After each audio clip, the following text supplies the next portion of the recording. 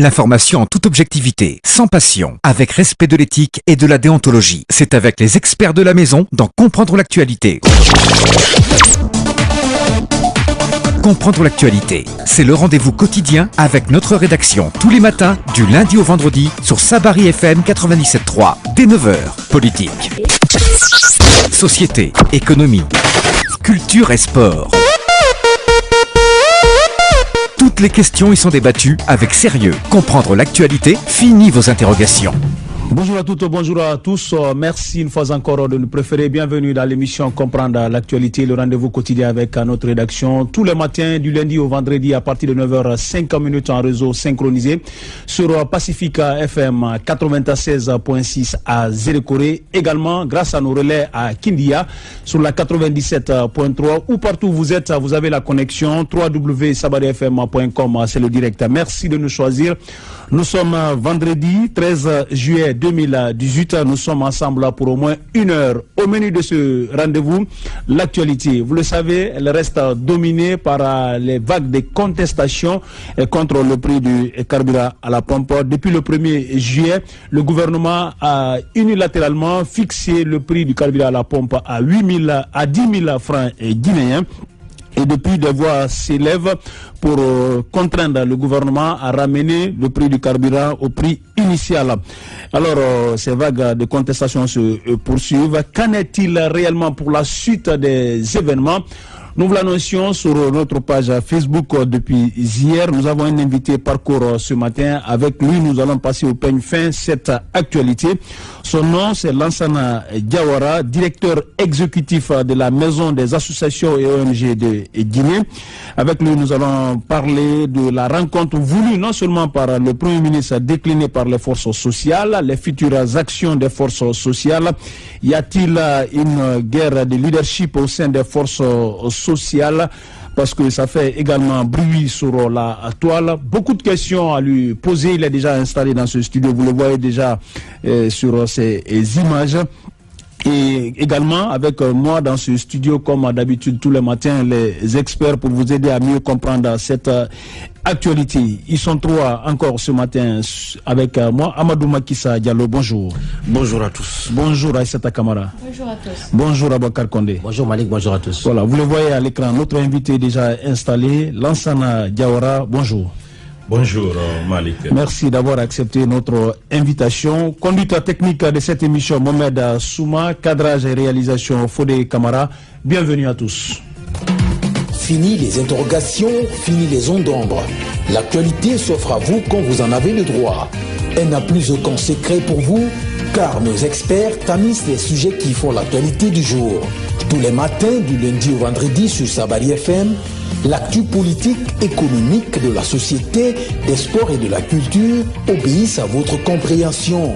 Vous avez dit les experts, dites aussi Sabari FM.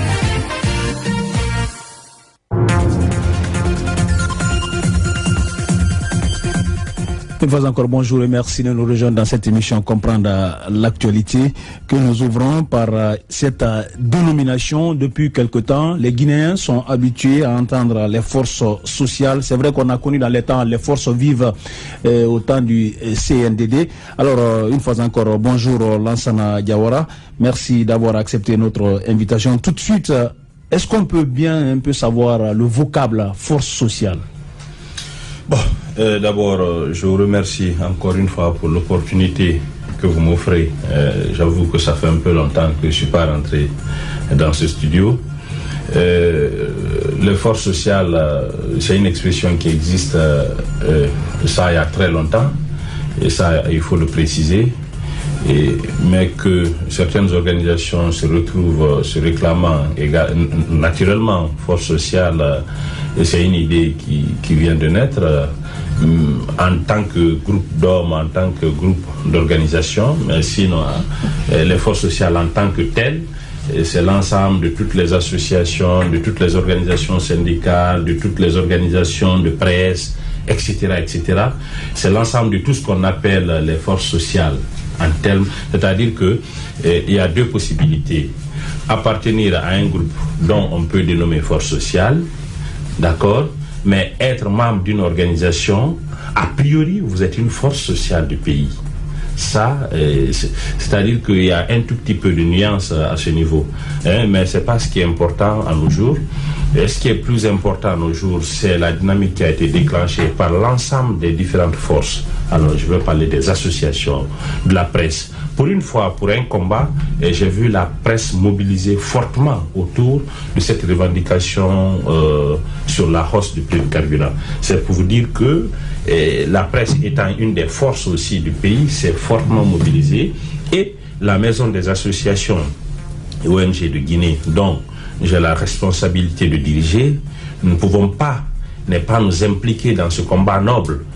Et donc, à travers ma modeste personne et l'ensemble des autres membres de la MAOG, on s'est dit, écoutez, ce combat est un combat de tous et de chacun, raison pour laquelle d'ailleurs j'en appelle à harmoniser les différentes positions. C'est extrêmement important, puisque dans la division, nul n'aura profité.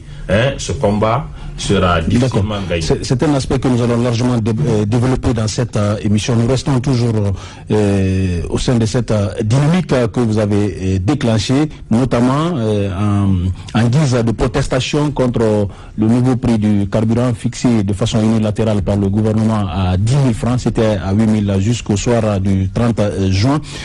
Alors, la question qui reste collée un peu à l'actualité, en tout cas, ma lecture, c'est que hier jeudi, c'était le conseil hebdomadaire des ministres, mais le cas du carburant n'a pas été posé. Aucun mot sur ce problème. Et comment vous analysez un peu cette façon de faire du gouvernement, de soulever un peu cette question d'actualité? Malik, je vais aborder cette question, pas avec passion, mais sans porter les gants, sincèrement. Et moi, je pense que le Premier ministre Kassory a des mépris. Il a un mépris contre le Guinéen. Il a un mépris contre le mouvement social de façon générale. Pour moi, c'est inadmissible et inacceptable. S'il y a bien une question qu'on doit débattre aujourd'hui en Conseil des ministres, c'est bel et bien la question concernant le problème de carburant. S'il ne l'a pas fait, et si ça n'a pas été débattu en Conseil des ministres, j'avoue que c'est un mépris. Mais c'est dit qu'ils connaissent déjà les réalités. Ils ont fixé le prix. Il y a des raisons profondes qui ont amené le gouvernement à fixer. Pourquoi en faire un bruit alors? C'est pas important? Non, pas qu'un bruit. Ils n'en ont pas à discuter. Oui, mais ils ont obligation à discuter. Vous comprenez? Il y a des milliers de Guinéens qui sont sortis dans la rue pour réclamer la baisse du prix du carburant. Ça, c'est une préoccupation. Donc, le gouvernement, le président de la République, ils doivent être à l'écoute de ses citoyens. Pas les moindres, c'est des milliers et des milliers. Pas des partis politiques, seulement des organisations de la société civile. Les organisations, certains, il faut préciser, certaines organisations syndicales étaient là lors de cette marche. Le Doyen Biro, par exemple, quand je prends exemple. Donc c'est pour vous dire jusqu'où c'est une réclamation sociale. Et le Premier ministre doit être à l'écoute du citoyen. Mais j'ai l'impression qu'il veut tellement séduire le président de la République pour dire qu'il est droit dans ses bottes, qu'il n'est pas prêt à reculer. Et pour certaines, nous avons eu certaines informations, c'est à travers cette histoire de carburant même qu'il a essayé de séduire le président de la République pour pouvoir bénéficier. Séduire le président, est-ce que ça veut dire qu'il n'est pas dans la même logique que le président par rapport à cette question? Moi, j'ai eu à discuter avec le journal Amadou, qui est une des forces sociales aussi du pays. Je peux parler de la CNTG, qui a ouvertement dit que lorsque ils ont pu joindre le président, lorsque le mouvement a été déclenché, que le président les a dit ouvertement qu'il n'était pas informé de cette augmentation. Non, c'est facile. Et que ça ne venait pas de lui. C'est facile. Oui, mais attendez, prenons les choses... C'est facile. Mais c'est facile, justement. Le président de la République, pour moi, et vous savez, c'est son sport le plus favori. Quand il y a quelque chose, certaines décisions impopulaires sont prises par certains membres du gouvernement ou encore certaines institutions, tout de suite, il dégage sa responsabilité. Ça se comprend. Mais, en ce qui reste clair, le Guinéen, les acteurs de la société civile que nous sommes, donc, nous n'avons pas apporté notre confiance à un Premier ministre. Nous avons apporté notre confiance à un président de la République. On lui a élu. Donc, il doit assumer sa responsabilité. Un Premier ministre, c'est pas par crise d'image, tellement qu'il veut séduire le président de la République. Il dit non, le carburant, il faut qu'on le maintienne. Et je précise, lorsque Ibn Chambas est venu, je pense, il n'y a pas encore une semaine, il a reçu 4 plateformes de la société civile au cours de cet entretien, y compris la maison des associations ONG de Guinée, dont j'ai représenté à cette réunion. La réunion a duré pendant près de 2 heures. Et il y avait Madame Wakana aussi qui était au cours de cette réunion. La réunion s'est tenue à Millennium Hotel. Nous avons discuté de toutes ces questions, y compris le problème de la loi électorale, les futures échéances et plein d'autres choses. Par rapport au carburant, et nous avons eu certaines informations là-bas, c'est que qu'on parle d'FMI, Banque mondiale, etc., ils n'imposent rien à un pays. Et ça, cette précision, elle est importante. C'est comme si vous allez chez un médecin, vous êtes malade, et vous dit, monsieur, est-ce que vous êtes allergique au paracétamol puisque vous avez le pali? Vous dites, non, oui, je suis allergique. Il dit, bon, c'est bon, tu peux prendre l'aspirine. Voilà des choses comme ça. Ils font des pistes de solutions. Vous dites, écoutez, il faut vraiment que vous baissiez le train de l'État, il faut que vous faites en sorte pour rehausser les recettes de l'État, etc. Par contre, nous avions dit qu'on est d'accord, qu'on ouvre le débat, qu'on projette le tableau de bord de l'économie guinéenne, que nous allons mettre des experts, nous allons recruter des experts qui vont travailler avec nous, naturellement, pour voir où on peut déplacer, quelle est la proposition que nous pouvons faire à l'État pour engranger beaucoup plus de recettes et faire face aux multitudes de demandes sociales. Mais ce n'est pas derrière là le véritable problème. Le véritable problème, c'est la sécurisation des recettes. Ça, c'est important. Comment est-ce que vous pouvez comprendre un simple ministre de la République, il roule avec 3-4 voitures, son cortège fait 3-4 voitures. Le Premier ministre, il en fait près de 10 voitures, son cortège. Cela est inadmissible. On dit de serrer la ceinture. On en a tellement serré, mais aujourd'hui, il n'y a plus de code pour serrer la ceinture. Il est temps que tout le sacrifice que nous avons consenti, que nous bénéficions de ce sacrifice maintenant. Et ça, c'est important. Alors, la population est sortie massivement, si vous voulez, le mardi dernier pour marcher, évidemment, avec vous, afin que le gouvernement baisse le prix du carburant. Vous l'avez dit, le gouvernement reste toujours campé sur sa position parce que ça n'a même pas fait l'ordre du jour au dernier conseil des ministres. Et qu'est-ce que les forces sociales envisagent de faire? Qu'ils soient forces sociales, mouvements sociaux, maisons des associations ONG de Guinée ou débouts citoyens, etc., l'ensemble des différentes forces du pays. Aujourd'hui, c'est important. Le Premier ministre doit comprendre que les gens, les organisations de la société civile que nous sommes, nous ne reculerons pas, même pour mieux sauter. Je vais vous dire quelque chose d'extraordinaire. Vous savez, généralement, quand il y a des dynamiques dans ce pays, en tout cas, ce qui concerne la société civile, c'est une organisation qui déclenche, ou deux, ou le plus souvent d'ailleurs une seule organisation. Ce qui fait le plus souvent, il est plus facile de dissuader et d'éclater le mouvement. Aujourd'hui, vous avez plusieurs dynamiques qui se sont mises en place. Vous avez Debout Citoyens, vous avez le mouvement Force Sociale, vous avez le mouvement syndical, donc mouvement social, etc. Chacune des entités aujourd'hui se pose une question. Vouloir céder, est-ce que les autres vont céder? Donc je vais me décrédibiliser. C'est l'avantage aujourd'hui de cette diversité sur le terrain. Et ça, c'est important. Vous comprenez? Et que le Premier ministre comprenne qu'il ne peut avoir aucune manipulation dans ce combat. Moi, j'ai dit, contre la maison des associations, nous nous battons pour une cause. C'est pour la baisse du prix du carburant. C'est pas pour déstabiliser un régime. Vous pensez qu'il y a certains parmi vous qui veulent soudoyer à vous entendre parler en Non, vous savez, nous sommes des êtres humains. Souvent, il y a la tentation. J'essaie de faire une lecture générale, sincèrement. J'étais là encore en janvier. Oui, à vous entendre, il y a un doute quand même. On a l'impression qu'il y a une idée. Cette idée quand même. Je parle de l'avantage de la diversité, au fait. L'avantage que cela peut procurer, c'est de ça que je parle. C'est pas qu'il y a des doutes sur certaines organisations. Non. J'avoue que nous sommes dans un pays où le plus souvent, beaucoup plus, les gens sont tentés beaucoup plus vers l'entrepreneuriat de crise. C'est-à-dire que quand il y a des crises, tout de suite, il faut sortir la tête pour pouvoir profiter des opportunités. Moi, je le dis sans vantardisme, je suis membre d'une institution républicaine dont je représente la société civile au sein de cette institution. Vous comprenez? Mais je m'assume. À un moment donné, il faut qu'on s'assume. C'est ce que j'ai dit le plus souvent quand on parle des révolutionnaires, etc. Quand vous êtes dedans, il faut dénoncer. C'est pas que vous êtes dehors qu'il faut dénoncer. Raison pour laquelle, moi, la maison des associations et ONG de Guinée, et ma structure que je représente au sein du Conseil économique et social, j'assume cette position et j'en appelle la responsabilité de tous et de chacun. Alors, une question autour de la table de négociation. On constate la présence des syndicats, du patronat de l'État. Est-ce que vous pensez que c'est dans la rue propos être entendus. Pourquoi vous ne partez pas autour de la table? Bon, vous savez, ils ne sont pas partie prenante. Non, attendez.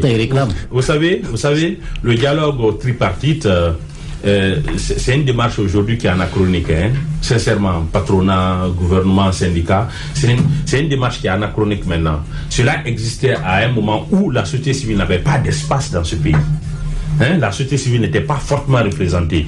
Donc il est important à nos jours, bien entendu, que la société civile participe au dialogue, aux différents dialogues. Pas seulement lié à cette histoire de carburant, mais à toutes les autres questions liées à la nation. Puisque notre responsabilité est aussi engagée en tant que citoyen. Puisque quand vous prenez le mouvement syndical, qui est l'un des forts mouvements dans ce pays, mais qui ne représente pas 5% de la population guinéenne. Mais quand vous prenez la société civile, c'est l'ensemble de tous les citoyens du pays. Et ça, c'est des précisions qui sont très importantes. Donc, je pense qu'il est important maintenant qu'on implique la société civile désormais dans tout le dialogue. Et le dialogue tripartite élargi à la société civile. Ça, c'est important. Vous voulez aller, mais vous êtes prêt à aller sans imposer d'avoir un préalable? Et bien sûr, il y a un préalable. Vous savez, nous, par exemple, je demanderais, par exemple, pour aller autour de du dialogue, de toute façon, on va harmoniser les positions, puisqu'il y a une réunion qui est prévue à 10h à la Bourse du Travail, l'ensemble des organisations de la société civile, syndicale, etc. On va se retrouver pour harmoniser nos jours de manifestation, pour harmoniser nos journées de ville morte et d'autres actions que nous pouvons mener sur le terrain, ensemble. Et je pense qu'à cette occasion, on va définir quelle est la stratégie qu'il faut adopter. Mais personnellement, si je devrais faire une proposition en tant que directeur exécutif de la Maison des Assauts, je dirais plutôt que le gouvernement baisse le prix du carburant à 8 000.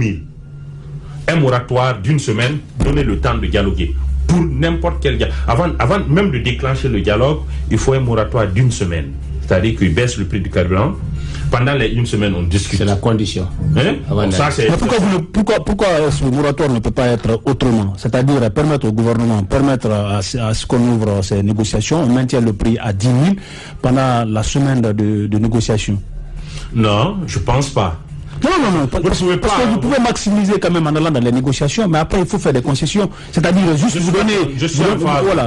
Moi je suis d'accord en phase avec vous. J'ai suivi hier Dr Gouressi, qui est un grand acteur de la société civile aussi. J'ai suivi une conférence de presse qu'il a animée avec son organisation, c'est la CANEG. J'ai bien suivi. Dans une négociation, c'est vrai, quelquefois, on ne peut pas gagner à 100%. Je suis vraiment d'accord. Mais pour cela, nous pensons que cette fois-ci, nous devrions gagner à 100%. C'est nécessaire. C'est vraiment nécessaire. Puisque le Guinéen souffre, mon frère.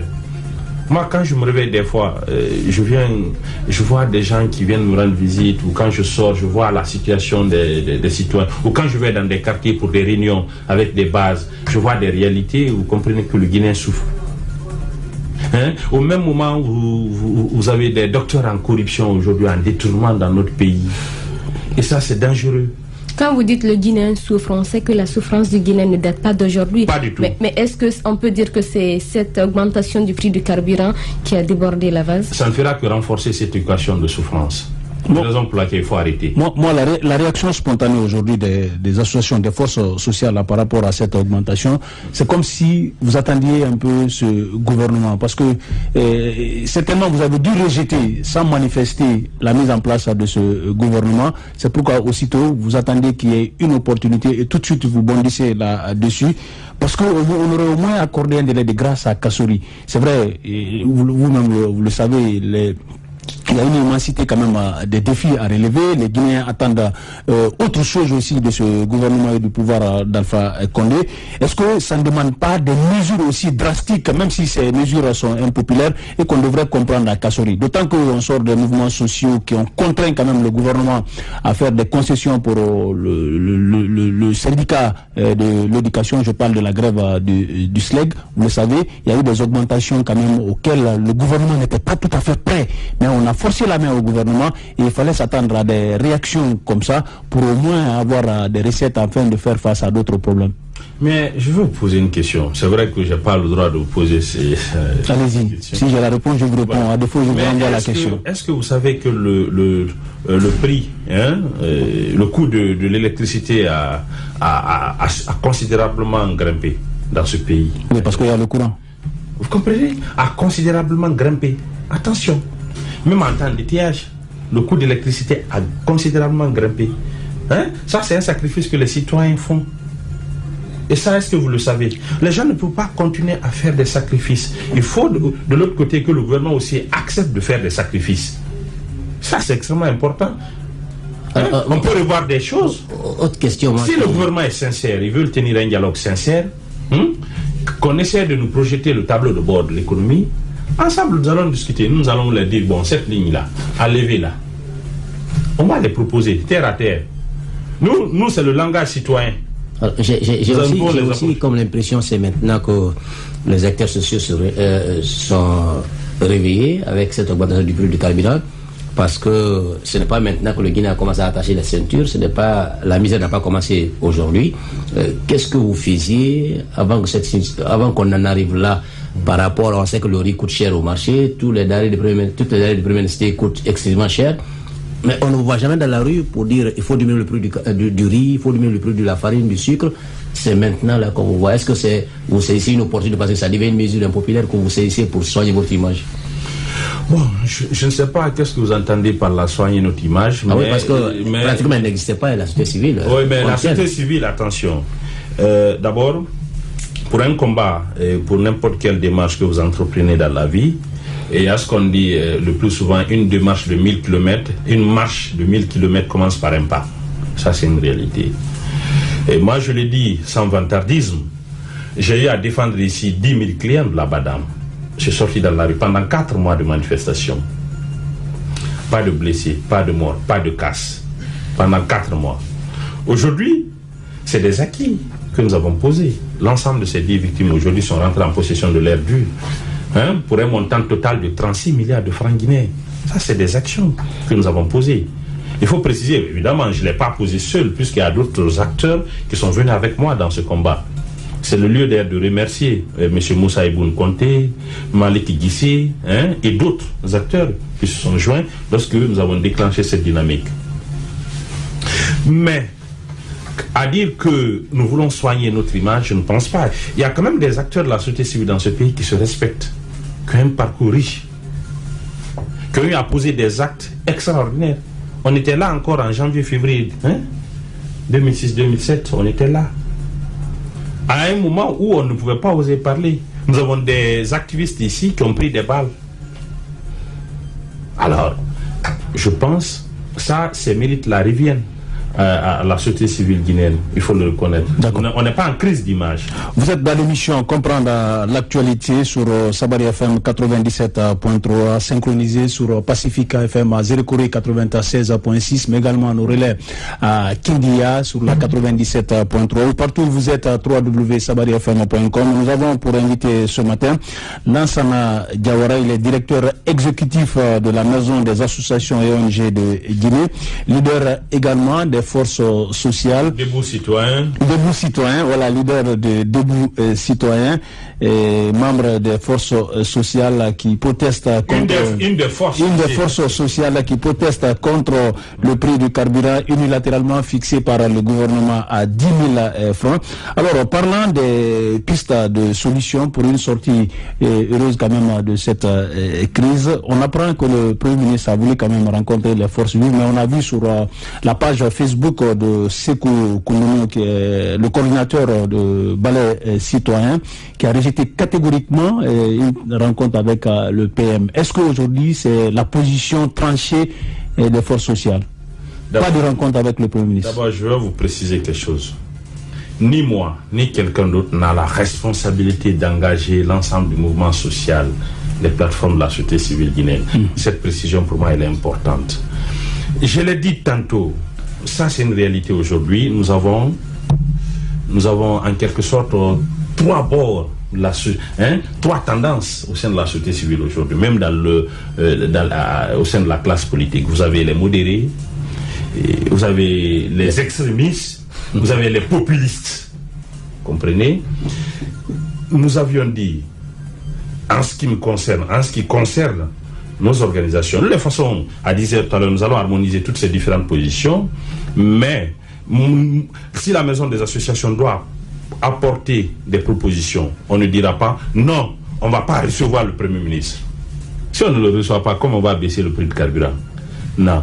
Nous allons plutôt dire qu'on baisse le prix du carburant à 8 000 avant toute rencontre. Avant toute rencontre. Comme ça, on a un moratoire d'1 semaine pour discuter. Mais on ne dira pas, non, on ne le rencontre pas. Il est qui? On le rencontre. Mais pratiquement, il est dans la même logique.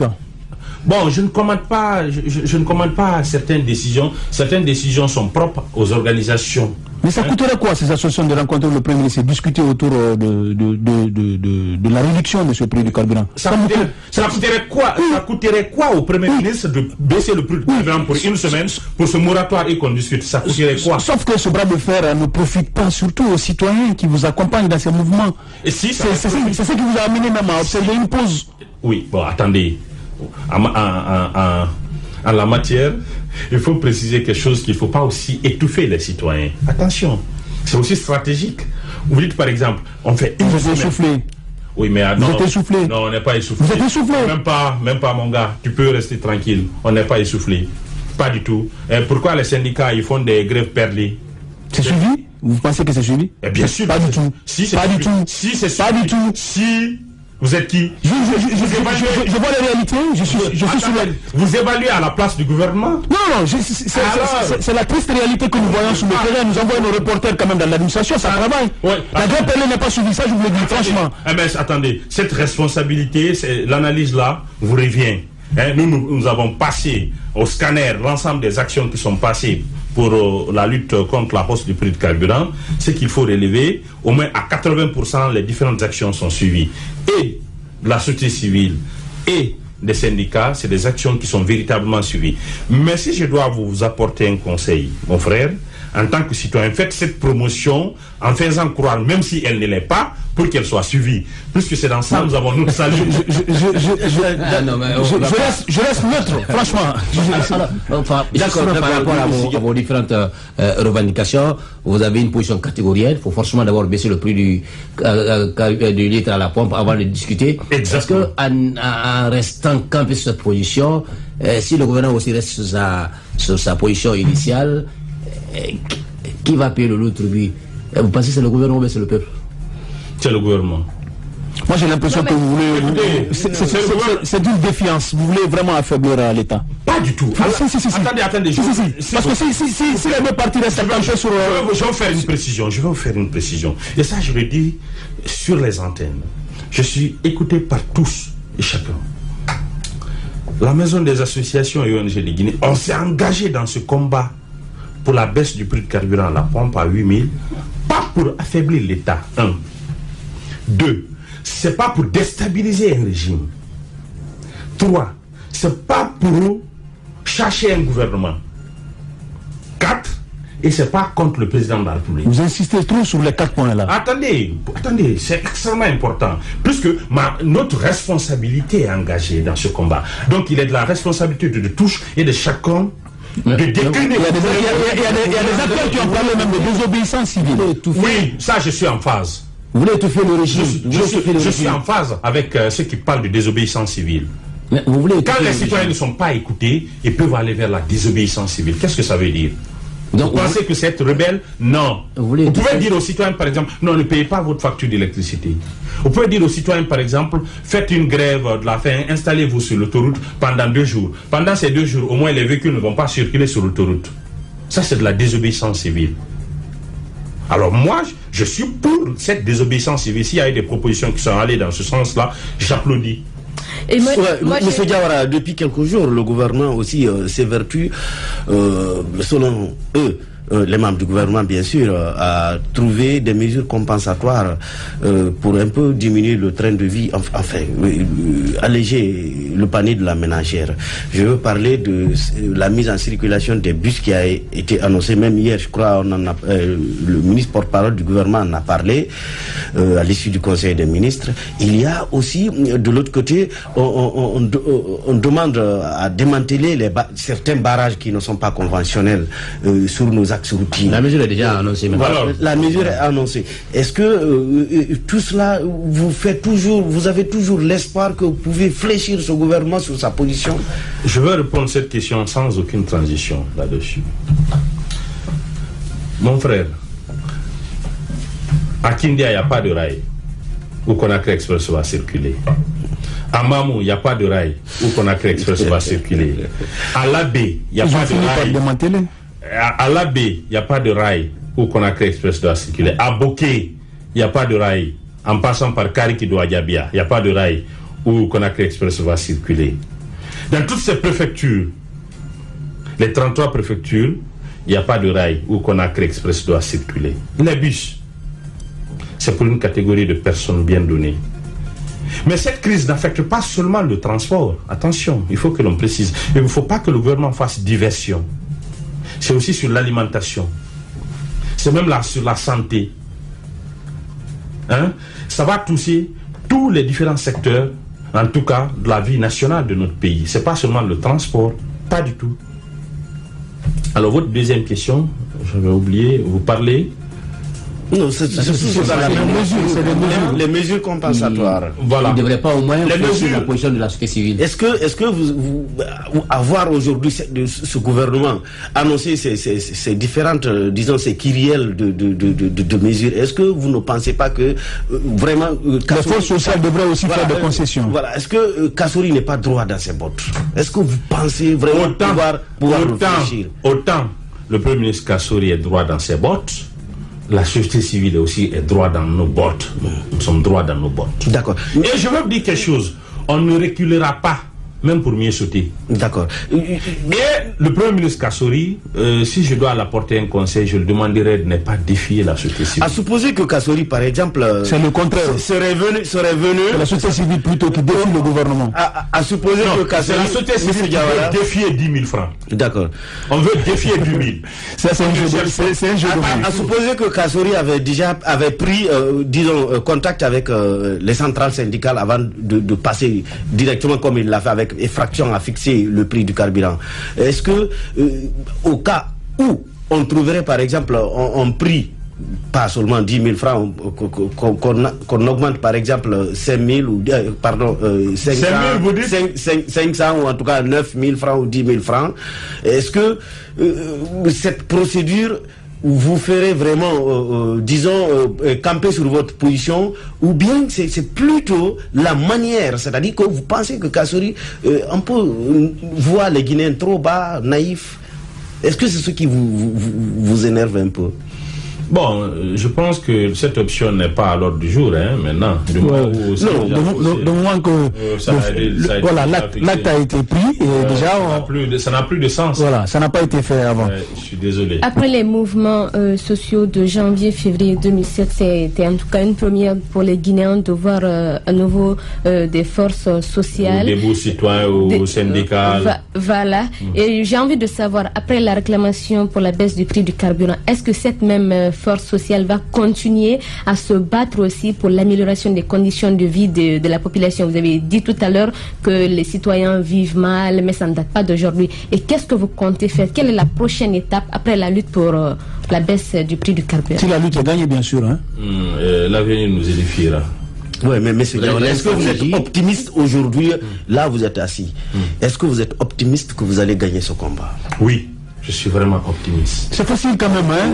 Attendez, justement, Marcel. C'est très facile à mathématiquer ça. Marcel, je pense que vous appréciez ça avec beaucoup de légèreté. À dire, est-ce que la société civile va gagner ce combat?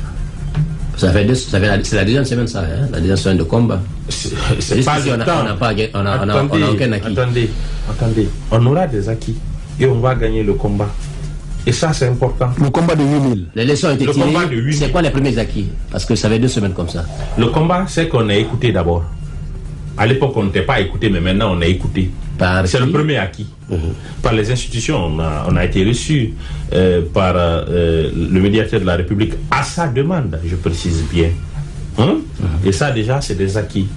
Le fait de se remobiliser ensemble, même si quelquefois chacune des organisations chacune des plateformes a sa responsabilité individuelle, mais on s'est accordé sur une revendication commune. Ça, c'est important comme acquis. Puisque moi, je me rappelle, je vais vous faire cette révélation lorsque on se battait pour les victimes de la Badam à l'époque. Je suis allé voir certaines plateformes de la société civile qui m'ont dit qu'ils n'allaient pas m'accompagner dans ce combat. Qui m'ont dit ouvertement, Diawara, on ne peut pas t'accompagner dans ce combat, c'est un combat risqué. Et puisqu'ils estimaient qu'on n'allait pas pouvoir gagner ce combat. Mais lorsque nous avons mené le combat, à un moment donné, on nous a appelés autour de la table. Après, le gouvernement a essayé de faire des compromis. À l'époque, le DG, on lui a pris tout ça et il était soucieux. Il y a certains de ses biens qui ont été réquisitionnés et autres. Il y a une commission qui a été mise en place. Et nous avons déjà commencé à travailler sur le dossier. Et finalement, on s'est en sorti. Alors, autre question. Vous dites que vous n'êtes pas prêt à aller vers l'État. Non, nous n'avons pas dit ça. Personnellement, peut-être que vous ne l'avez pas dit, mais d'autres disent... nous avons dit, il faut que le gouvernement baisse d'abord. C'est la condition sine qua non. C'est déjà une contrainte. Est-ce qu'au-delà du gouvernement, est-ce qu'aujourd'hui les plateformes de la société civile ont envisagé d'aller à la rencontre des institutions nationales, républicaines nationales, pour essayer d'apporter des éclaircissements, ou du moins avoir leur soutien pour essayer vers l'exécutif pour changer la donne? Est-ce que vous avez envisagé cette alternative? Allez vers eux, pourquoi dire? D'accord. Mais c'est des institutions. D'accord. Non, attendez. Il faut qu'on se respecte un peu. J'ai comme l'impression attendez. Quand un député a des avantages extraordinaires, depuis que cette crise-là a commencé, j'aurais préféré, puisqu'on est en crise, cette crise, oui, le gouvernement ne gère pas bien les deniers publics, il y a des détournements, etc., etc. Tout récemment, c'est le Premier ministre Kassori qui a été cité dans une affaire. C'est un ministre qui a été condamné et qui est encore dans le gouvernement. Et vous avez des députés qui ont beaucoup d'avantages au sein de cette institution. Vous pensez qu'ils ne sont pas crédibles alors? Ils ne sont pas crédibles à mes yeux. J'aurais aimé un député par exemple qui dit, bon, moi je propose pour mes indemnités, je laisse 10 millions sur chaque mois. D'accord. Moi j'ai une appréhension, surtout parce que vous avez donné tout à l'heure... Aucun député ne l'a fait. Aucun député de la République. Vous avez donné tout à l'heure des explications par rapport à la coloration de certaines plateformes de la société civile. Vous parlez de modérés, vous parlez des extrémistes, vous parlez des populistes, et tout cela me fait peur quant à vraiment l'issue, ou en tout cas à la fougue de toutes ces plateformes-là, à aller jusqu'au bout de ce combat. Mon frère, qu'il soit le gouvernement, que ce soit la société civile, que ce soit les partis politiques, que ce soit les syndicats, il y a des modérés, il y a des extrémistes, il y a des populistes. Quand un ministre de la République dit, moi je ne viens pas au ministère de l'élevage, il est quoi? Il est modéré? D'accord. Il est populiste? D'accord. Ou bien il est extrémiste? Voilà, vous êtes sur... Quand un membre du gouvernement dit que c'est des badauds, les gens de la société civile là, on nous qualifie de tout. Ce membre du gouvernement là, il est modéré. D'accord. Il est extrémiste. On comprend. Il est populiste. C'est dans tous les cas. D'accord. Nous allons continuer parce qu'on est pratiquement vers la fin de cette émission. Et c'est vrai, quand on a parlé des forces sociales, ce qu'on a constaté, pas de coordination, pas de porte-parole. On a l'impression que c'est un fourre-tout et tout le monde s'y invite juste pour dire non à l'augmentation du prix du carburant à la pompe. Est-ce qu'il y a un problème de leadership au sein des forces sociales? Ça, quand même, vous ne l'avez pas du tout nié. Attendez. Parce qu'on a eu suffisamment d'informations. Attendez. Il y a eu des propositions de réunions tournantes, par exemple. Vous, personnellement, vous êtes favorable à cette idée, mais il y en a qui rejettent catégoriquement. On estime que la maison des citoyens de la PQD reste le siège des forces sociales. Quelle est votre réaction? Bon, en réalité, moi je suis pour l'unité d'action de la société civile. D'abord, de passage, il faut préciser que la force sociale, les forces sociales de Guinée ne sont pas une organisation. C'est un cadre de concertation pour la résolution des crises. que ce qu'il soit conjoncturel ou structurel, qui est composé des différentes forces du pays. Où tout le monde peut parler. Où tout le monde peut parler. À son nom. Attendez. À son nom. Tout le monde est indépendant. À Il y a une certaine souveraineté. À son nom. Excusez-moi. C'est pourquoi je dis que c'est un fourre-tout. La réponse là, si vous m'écoutez, cette réponse est très importante. Elle va éclairer tous et chacun. Quand vous prenez les forces sociales de Guinée, la presse est une des forces sociales de Guinée. Elle peut parler à son nom. Quand vous prenez la maison des associations ONG de Guinée, aujourd'hui, qui a 1205 associations ONG à son sein, est une force du pays. Les forces sociales, oui, quand on parle de réunion tournante, moi je serais partant. Mais à nos jours, il n'y a pas de divergence. À ce matin, à l'heure où je vous parle, il n'existe aucune divergence au sein des différentes dynamiques. Hier, nous avons tenu des entretiens ensemble, nous avons aplané certaines divergences, puisque nous avons un dénominateur commun. Aujourd'hui, c'est le prix du litre à la pompe. Il faut que la baisse du prix du carburant à 8 000. C'est notre combat à tous. C'est vrai, cette information que vous venez de dire, elle a circulé pour demander une réunion tournante, mais il y a d'autres qui n'ont pas accepté une réunion tournante. Moi, j'étais de ceux-là qui pensaient, si le combat que nous menons, ce n'est pas pour un combat individuel, c'est un combat pour l'ensemble de la société civile, c'est un combat pour le pays, il était important que l'on fasse une réunion tournante. Cela mettrait fin à ceux qui ont des agendas cachés. Tout à fait. Deuxièmement, il y en a aussi de vous. Non. Qui ont des agendas. Il pourrait avoir. Vous mettez au conditionnel maintenant. Il pourrait avoir. Vous ne voulez pas assumer. Non, si moi je m'assume.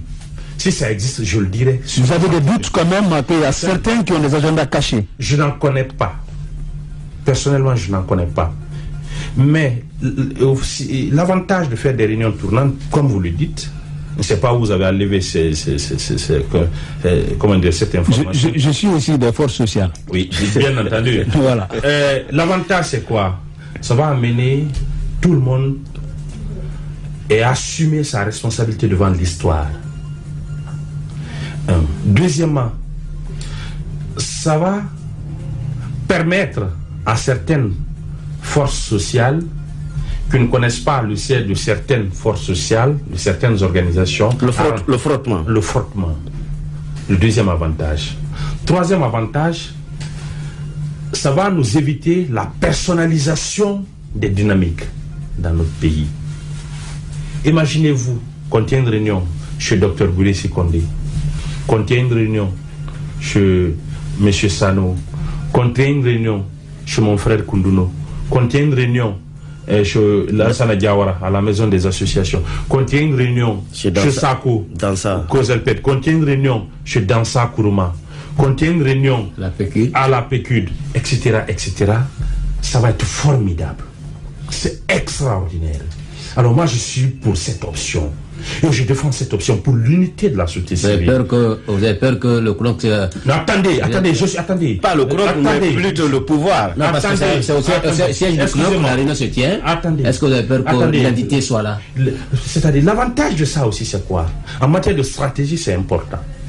Si, par exemple, nous faisons des réunions tournantes, le pouvoir, il sera très difficile que le pouvoir ait une certaine maîtrise sur les lieux de réunion. Ah, vous avez peur qu'on vienne mettre du grappin sur vous? Mais le gouvernement peut infiltrer n'importe quelle réunion. Ça, c'est des possibilités. Peu importe le lieu. Non, attention. Parce qu'il n'y a pas de carte. Attendez, on peut convoquer une réunion à la dernière minute. On s'appelle, on se retrouve autour d'un siège sans que le gouvernement ne chasse où nous allons. Vraiment, ne prêchez pas dans ça. Non, ne développez même pas l'idée là. Parce que vous ne devez même pas évoluer dans la cachette. Non, vous n'avez vraiment pas besoin, franchement. Non, je ne parle pas de se cacher. Pas du tout. Est-ce que vous savez... S'appeler en catimini, envoyer des petits textos. Oui, mais c'est normal. Et si moi je ne suis pas informé? Alors que je suis de force sociale. Oui, mais vous serez informé puisque vous êtes sur notre base de données. Donc, encore une fois, j'en appelle la responsabilité de chacun et de tous qu'il faut qu'on aille ensemble. Hier, nous avons appelé à aplaner certaines divergences qui pouvaient exister entre nous en matière de démarche, je dis bien, pas en matière d'objectivité ou d'objectifs visés. puisque l'objectif visé, c'est la baisse du prix du carburant à la pompe de 10 000 à 8 000. Ça, on est tous unanimes dessus. Donc, ceux qui pensent qu'il est important que nous fassions une réunion tournante, moi, je serais d'accord. Et je soutiens l'idée. Merci Lansana Diawara. Merci, il a été notre invité ce matin. Un peu de centre de commentaires. Marcel, je voudrais que quand le carburant va baisser à 8 000, de bien vouloir acheter le carburant à 10 000. D'accord, il n'y a pas de problème. Je ne sais pas maintenant s'il y aura deux prix sur le marché. Peut-être centre de commentaires. À quoi ressemble la journée du lundi 16 octobre et 16 juillet? À quoi ça va ressembler? Bon. Nous allons harmoniser nos différentes positions tout à l'heure à la Bourse du Travail pour qu'on ait des jours de marche commune, des villes mortes. C'est-à-dire nous allons faire des actions communes.